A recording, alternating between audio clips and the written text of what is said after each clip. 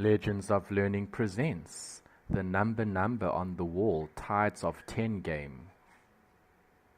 This is a math game that makes learning about interpreting fractions with division fun and easy to understand.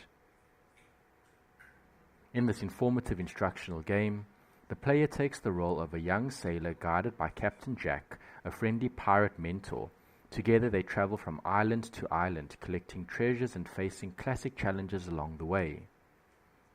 The crew must also manage their food rations wisely, as players divide supplies fairly to keep everyone happy and ready for the next quest.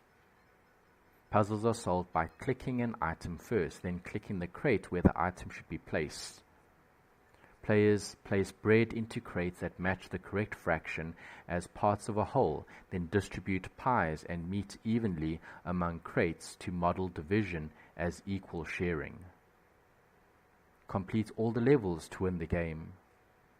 Use your knowledge of math to complete this fun and educational game.